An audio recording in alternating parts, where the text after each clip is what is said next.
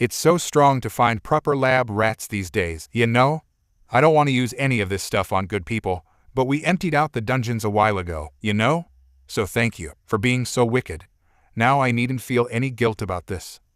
A particularly stupid thug dared to speak up. About Waag. He immediately paid the price for it.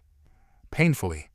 Nathaniel held out his hand, made a claw with his fingers and twisted. You see, everyone has a small amount of mana in some form of their body. His voice rose over the man's pained gurgles. Not all can use it, but if you know how to manipulate it like this, you can do something amazing things.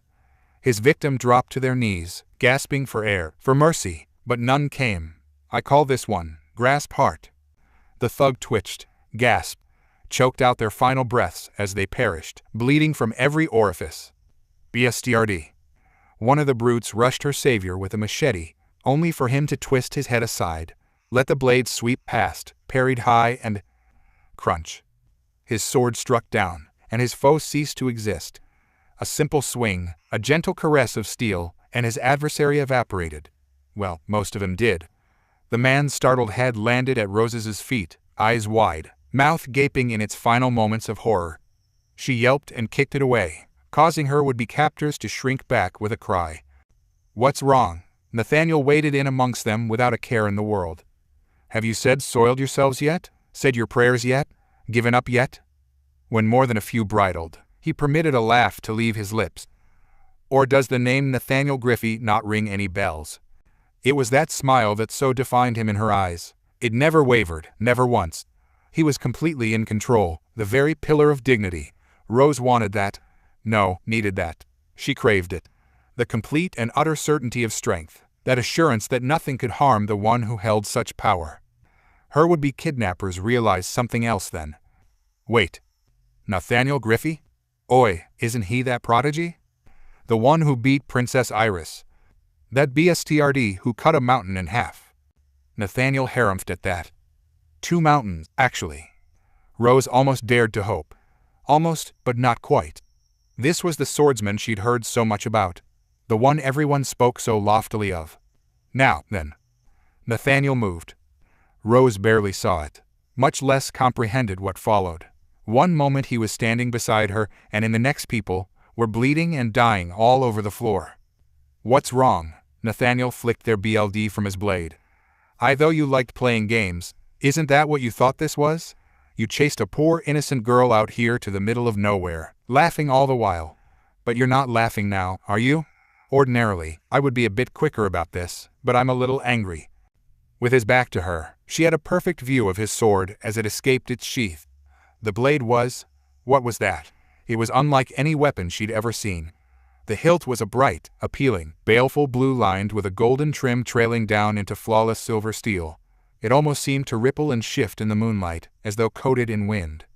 Do you like it? Nathaniel hummed. She's a prototype, so I don't have a proper name for her just yet. A sword made from mana and chakra, folded dozens of times into steel.